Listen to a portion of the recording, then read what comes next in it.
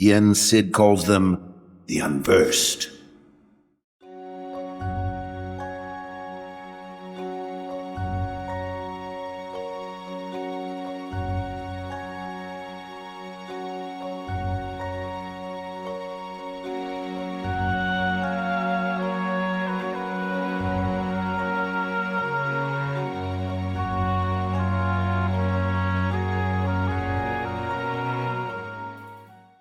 Hello, friends. Whether you found your way here intentionally or on accident, if you're with others or if you are alone, whether you're bathing in the warmth of the light or you're just finding your way through the darkness, this is shelter. This is home. This is Welcome to Traverse Town. Thanks for dropping in. My name is BJ Bernsey. I will be your host through this tranquil journey of discovery. Our guest today is, of course, my fellow Unversed Network amigo, and just a general kick-ass fucking dude. It is Mac of Mac Likes Stuff. What's up, buddy? Buddy, that's so kind of you. I'm stoked to be here, man. We got stuff to talk about. We're going to have ourselves a nice time. It's going to be a blast and a half. Always. But first, how about a quick surprise icebreaker? You didn't know this was coming. Whoa. I'm going to spring this on you. Do I have your consent? I'm locked in. Let's run it. Okay. I'm going to need you to rank these 5 characters. However, you don't know which characters are going to be on the list. Oh, so we're going to do like a one at a time kind of thing. You've seen it on ranking thing. Yeah. I don't have a fancy, roulette thing to play, and I'm just going to give you the character, and then you got to place them somewhere. Okay. Remember, 5 spots. Cool. Character number 1. We're going to come at you with Ansem, Seeker of Darkness.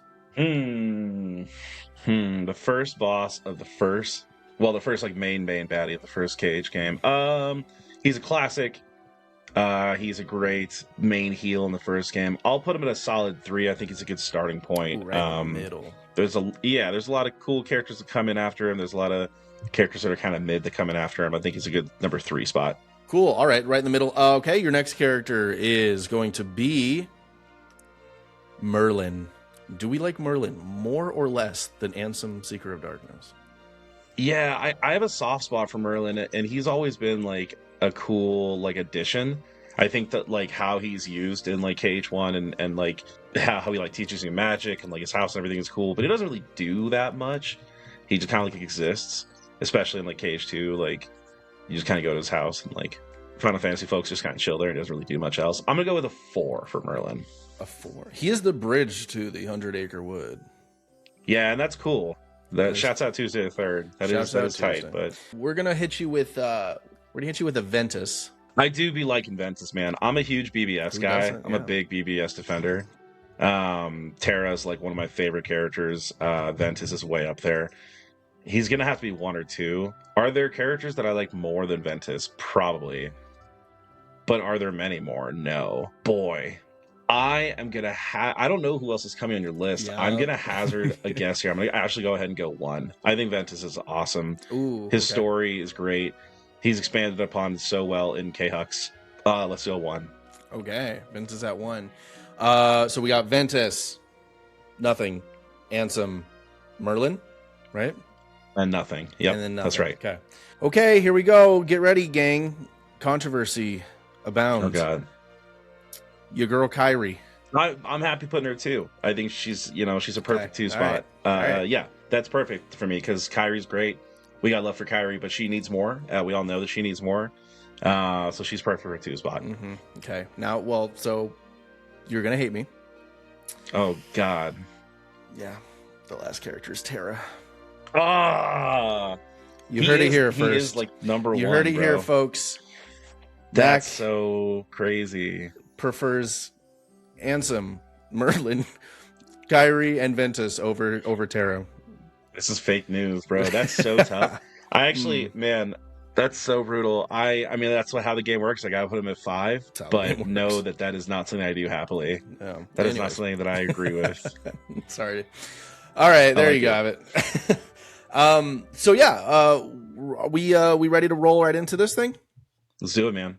All right, so Today's podcast episode is going to be a bit interesting. It's not necessarily about anything Kingdom Hearts specifically, but we are going to be talking here. Let me just throw the title at you here. The subject of today's podcast is the Cavern of Content. Being a KH creator in 2026. Backstory. Before I met the fine folks from the Unverse Network at Reconnect of 2025, I didn't do any kind of content creation. Well, that's a lie, and I'll touch on that later. But really, I didn't do anything. I had no experience with producing any kind of content. Kind of. Again, I'll get back to that. But specifically video content, I knew nothing about. So once we sort of formed this group, that was going to be one of the challenges for me because I wanted to make stuff. So my adventure into the world of content creation is relatively new, right? I'm a little baby. I've made a few videos since then. Nothing crazy. You can check them out on my YouTube channel. Really just very amateur stuff so far. And I'm learning a lot every day though still. So what is your, before we get into the sort of the Kingdom Hearts side of things, what is your backstory on video creation, content creation, all that world? Yeah. A little more than yours, but not much. So prior to Reconnect in 2025, I had a YouTube channel for almost a year at that point. Maybe a little more than a year. I don't know. I got to double check the dates exactly. But super similar deal where I hadn't done much. I had uploaded a few videos, a couple things on Kingdom Hearts, some music stuff, some baseball stuff like that. Very amateur stuff, nothing too crazy. A lot of my first videos were edited entirely off my phone because I'm a psychopath and I didn't realize you could just get pretty rad editing software. I also didn't have a computer for a while. So, but that's pretty much it, man. I hadn't done a ton up until Reconnect and Reconnect and that year's March Caprice kind of lit the fire to start doing more and start taking video editing and video creation more seriously. And so I really tried to kind of up my game since then. But yeah, I had a little bit of experience doing this stuff, but not very much at all prior to those events. Right. Yeah. So the spark for you, the spark for me was Reconnect of 25. Yeah. Totally. So for you, it was just before that March Caprice of, I guess 2025, right? Yeah. So the way it worked out for me was I just kind of decided on a whim to start doing YouTube stuff. I had stopped doing pro wrestling for a little while, and I just wanted to kind of fill the void of other sort of creative outlets. So I actually I uploaded my first video in February of 24, and so I had done a few videos prior to Reconnect, but they were kind of they were quick little essay videos, or mostly it was me playing Kingdom Hearts with my friends, where I was blindfolded, kind of telling me where to go. The blind playthrough, yeah.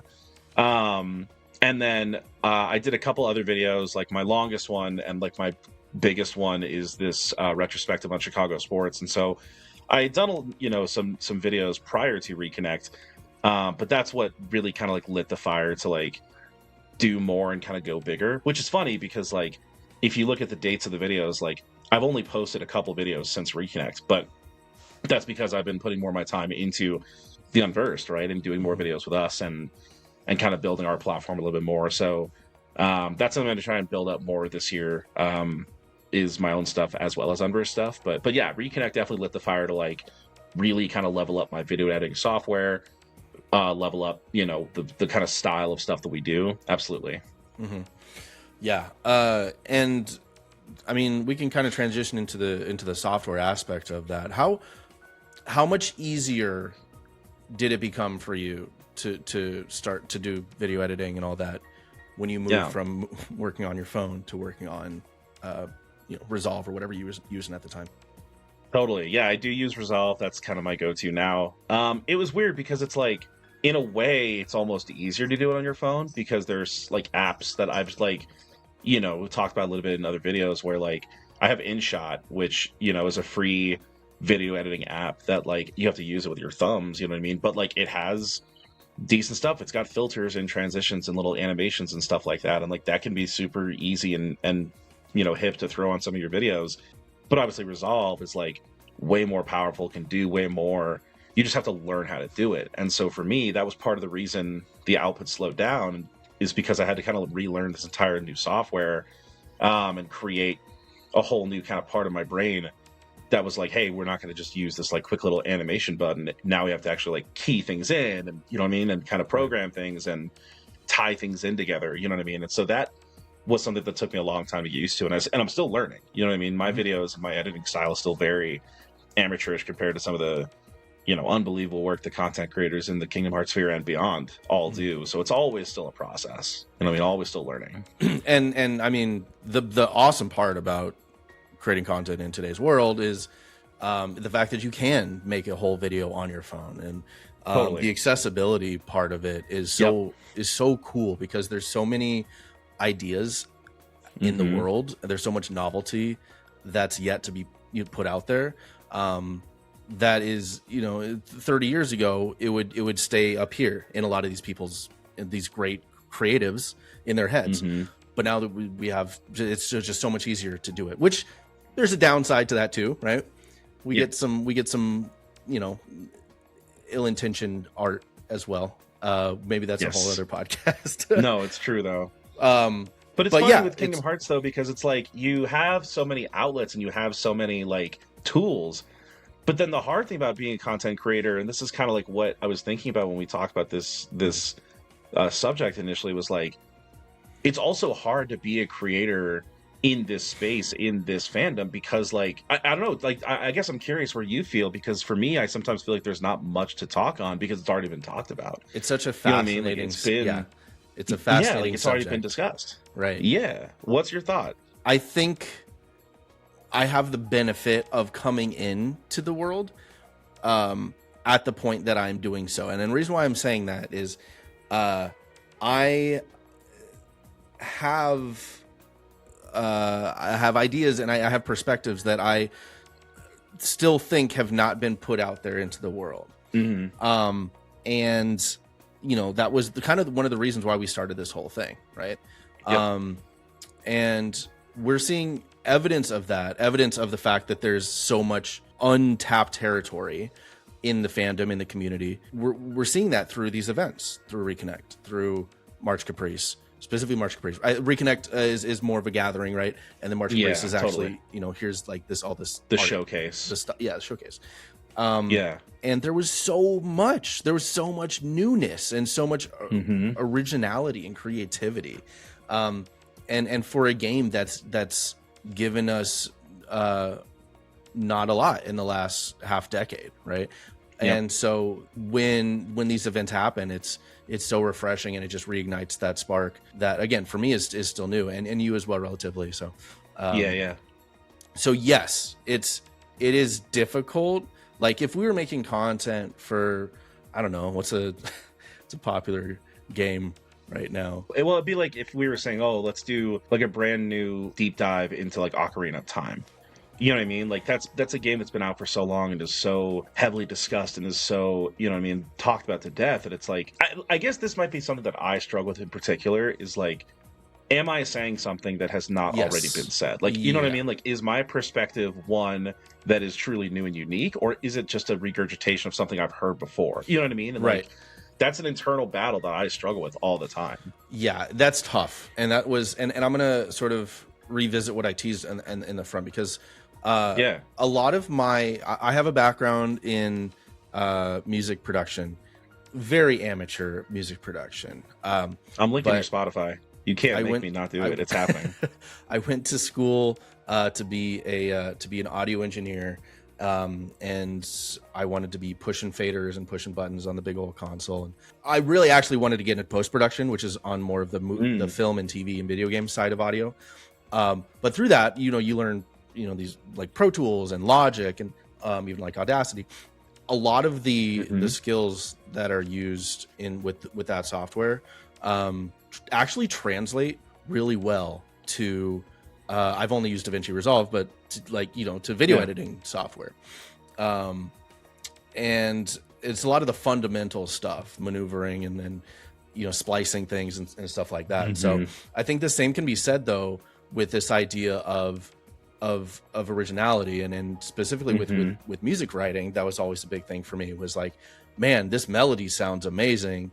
Surely this has been used before, right? Like this has got to be a thing. That's so real. These lyrics I really love. Surely somebody has said these combination of words before, and it was a struggle for me.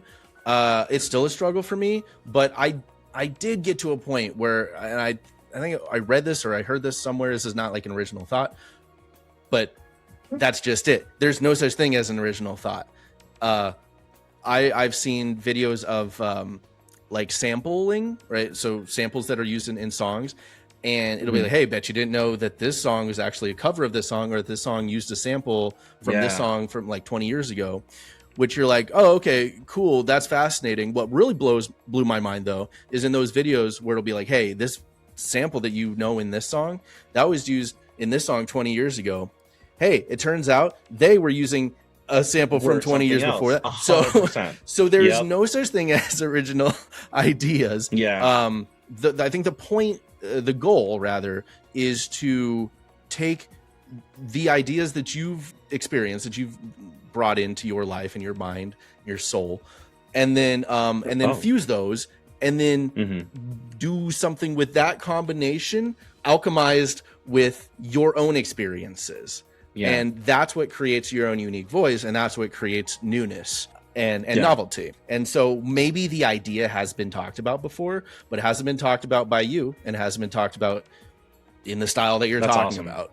And if you happen to on accident 1-to-1 recreate something that somebody else did, then I don't know, we'll deal with the consequences of that. Yeah, totally. I think we can argue that in court. I don't know. I'm not going to say don't worry about it, because easier said than done.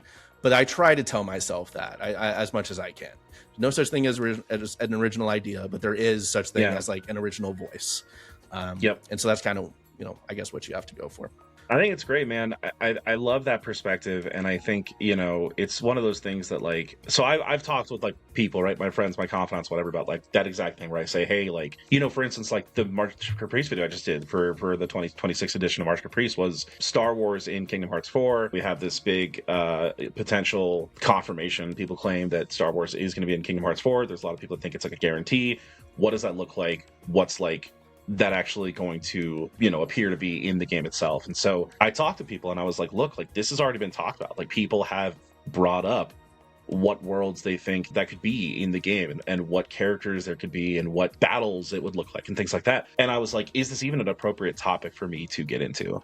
And that really was the answer of my people, was the same idea of like, well, yeah, other people have talked about it, but you haven't, right? And you yourself haven't actually had the opportunity to lay out your thoughts. And you're right, there's probably a lot of cross-pollination, cross-contamination, whatever. It's wholly original to you, I guess.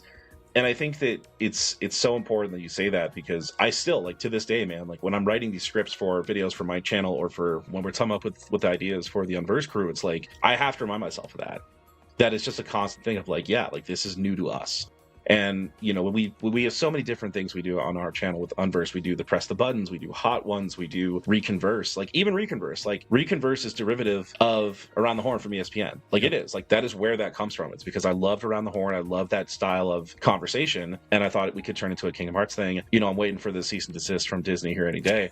but like I just think that when you can put something that exists and put your own flavor on it, I do think that that's meaningful, and people should remember that. And this is very much like a podcast that I'm going to have to kind of go back to as I'm making videos and remind myself that I said this live, because like I will still continue to have these internal battles about, is this even worth saying? Somebody else has already said it. Because like, yeah. And I think your example of March Caprice is perfect. I really do. We're going to actually, on the day we're recording this is just a few days removed of March Caprice ending. And the announcement that, March Caprice and Reconnect are both happening in 2027, but both will be the final editions. We actually already have plans to do a Reconverse here soon to have a more in-depth conversation about those two subjects. But I guess like for me, how it relates to this conversation we're having is like, yeah, like you nailed it when you say that March Caprice is a showcase of all these people, and it's 100 some odd entrants that all have a different vision,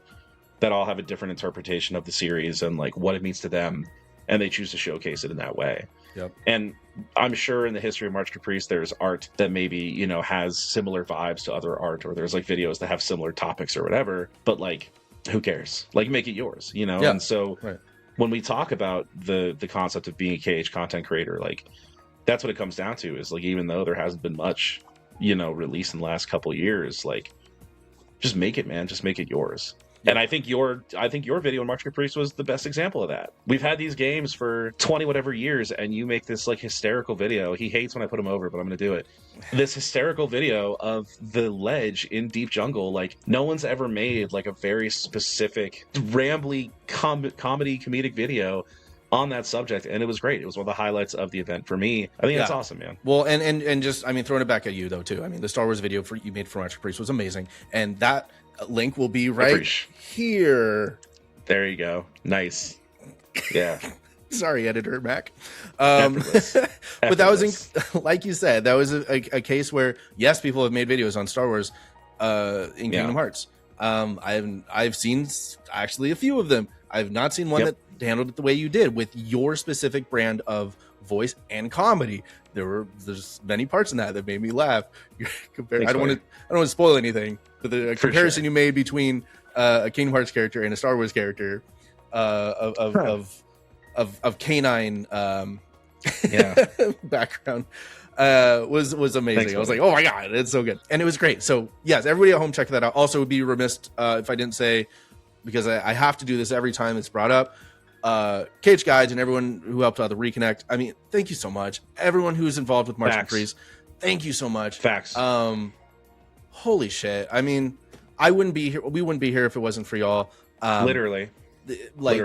And I say this every time. Guides posted something, a comment on my YouTube video, and I replied immediately. I was like, hey, like, you probably get tired of this, but like, you're the man. Like, just, you're so great. So if you're watching, thank you so much. We love you endlessly, and I hope you keep doing what you're doing. But if you retired tomorrow, you will have done more than enough. More than enough. So, yeah. But I hope you keep going. What's so interesting about that in particular too, and I actually do kind of also want to pick your brain on this too, is like the nature of creation as a member of a fandom, right? And what I mean by that is, like, I have made a video on like baseball. Like, I'm a fan of baseball. Obviously, I talk about a lot in videos. People know that about me, whatever. But I'm not like in the Colorado Rockies or White Sox like fandom. You know, like, I don't have a Discord specific to those fandoms, and maybe there is one, and I'm sure there is, but like, I'm not in it. I'm a big fan of One Piece. I've watched One Piece my whole life. I'll watch it until it ends, you know what I mean? But I'm not like in a One Piece fandom. Kingdom Hearts, at least for me, is the only fandom that I'm like actively a participant in, you know? And I think that there's probably people that can relate to that, and I'm sure there's people that can't. There's, you know, probably a million Discords and Reddit pages and little fan groups that people are a part of, but I'm not. Like, I'm just not. It's never been something that I've like sought out and been able to link myself to until something like this. March Caprice of 25 was my first entry into any sort of like Kingdom Hearts related event. And then because of March Caprice, I found out about Reconnect. And then I was like, okay, let's see what this is about. And I've told a few people the story that like, I almost didn't go to Reconnect. You know, it started on a Friday night, and like that day I was texting my roommates like, yo, I don't know if I want to go to this. Like, I'm going to be out of place. Like, you know, this is going to be something I'm not used to doing. It's so out of my element. Like, what if I just bailed? And my buddy Cody, who features in the original blind playthrough I used to do on YouTube, texted me back and was like, brother, with all due respect, you're in a room full of like however many dozens of people that are also as into this ridiculous, goofy game series as you are. They're all going to be nervous. Like, everyone's going to be nervous. You know, were you nervous at Reconnect? You can be honest. Yes, absolutely. For sure. I mean, I was also going decked out in a organization get up with a sign, which you crushed, and it was amazing. knowing nobody there. Yeah, one of the highlights of the event, bro. But it's true. Like, I mean, you remember the very first thing at Reconnect at 2025, right? It's like we sit down in the dinner spot, and like there's all the tables, and we're all just kind of hanging, and there's polite clapping, whatever, right? And they play the big old video. They say, hey, you know, this is the guides, what's up, let's all watch this video. And the video is like, Reconnect's great, we all enjoyed it, you know, past people talking about their experiences, but they're like, I wish I'd talk to people. And the whole video is just them like, I wish I'd talked to people. I wish I'd gotten to know people better. I wish I'd kind of come out of my shell more. But there's like a whole bunch of people kind of explaining their experience and saying, I just wish I'd talked to folks more. And the video ends and the guides are like, hey, please go mingle. Like, please make friends here. Please talk to people about this series that you love and you are so attached to. And I think that was like a perfect icebreaker. And, you know, I've never had an experience like that. I've never had that kind of like, hey, like we are all in an unfamiliar place, but we all have this one thing that connects all of us, and that's this series that we love so much. Like, that's a jumping off point. If you're out there, if you attended Reconnect, or honestly, if you've attended any sort of March Caprice or Reconnects in the past, and you've like connected with, you've made friends through those events, tell us your stories, please, because that's actually, I know there's other cases like us. I'm sure of it. So, let us know. I'd love to talk to you. I'd love to even bring you onto the podcast, actually. Oh, yeah, man.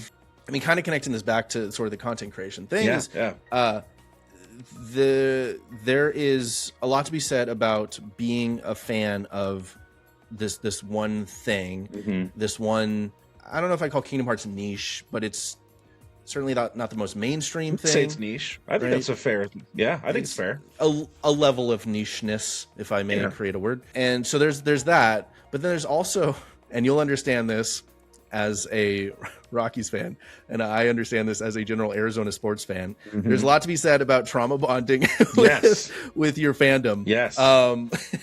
And when you're in a desert of content like we are, of official content, especially the Kingdom Hearts mobile game got canceled, like a couple weeks before? Oh yeah, Reconnect? It was like right before Reconnect. It's just before. Yes. So it was like we're going into that with that pain too, all the pain from the years of delays and whatever, and so like that is a glue that keeps us together as well, and that keeps us.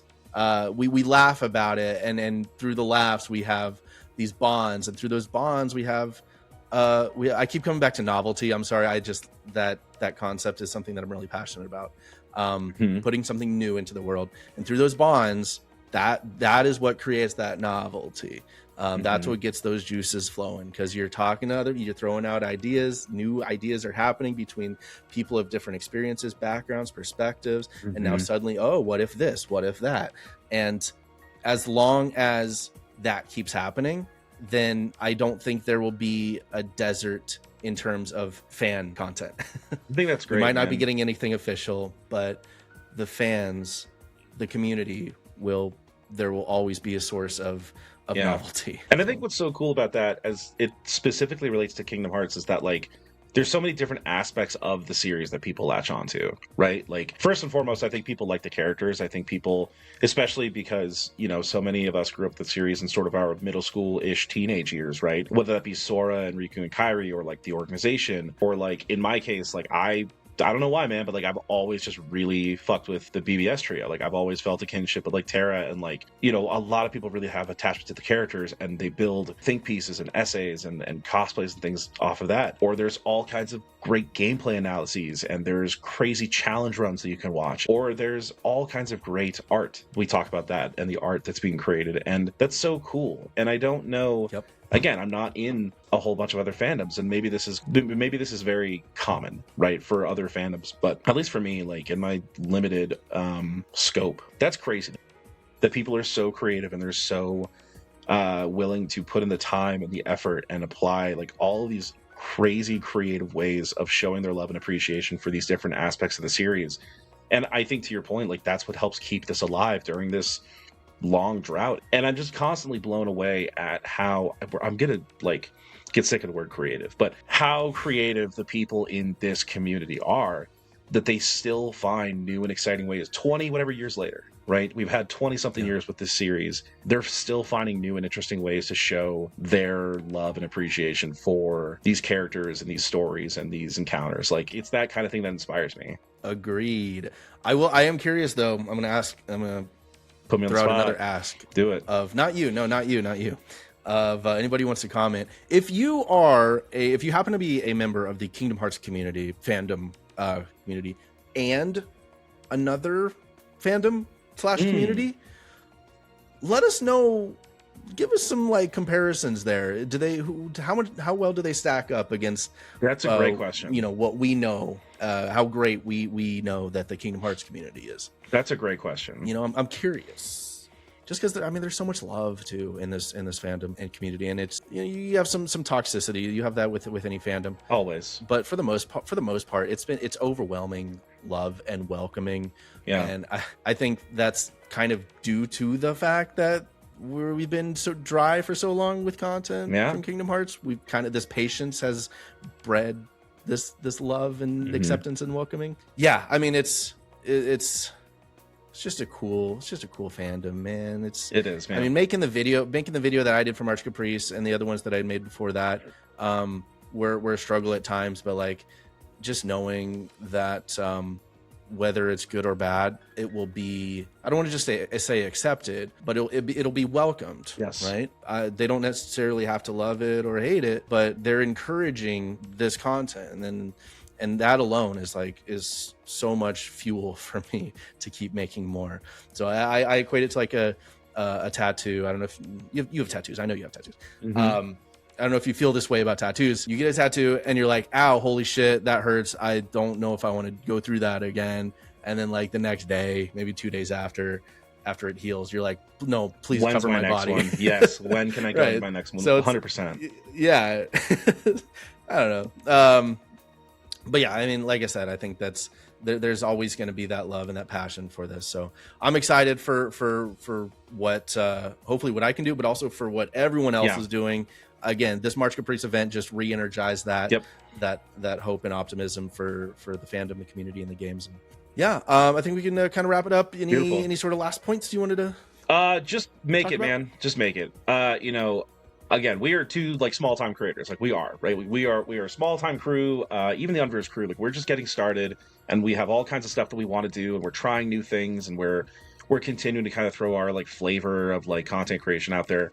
But I think we recognize that like we are like small time, you know, none of us are making a living off this. We all have like full-time jobs or whatever. But that being said, like just make what you want to make, man. Like we are constantly talking to each other about like how interesting these different creations are from other people. And we talk about how in the Unverse crew, like BJ's perspective on things is like, oh, like that's a really cool way to look at it. Or like Tuesday or Pointful or Lorax or Knights of Norn or Blackstorm or anybody else, you know, Seamus, like Dango, Rez, like all these people that are in this crew with us, like every time I talk to them, they give me a new perspective on this really cool series. And it's the same thing with March Caprice, and it's the same thing if you're not part of March Caprice or Reconnect. Like if you're just a person that's out there doing Kingdom Hearts stuff and you're not that in like, you know, quote unquote involved with the community, like just make it, man. Like if you're somebody that is listening to this and you know, I don't know if there are people like this, but if you're somebody that's listening to this and is like I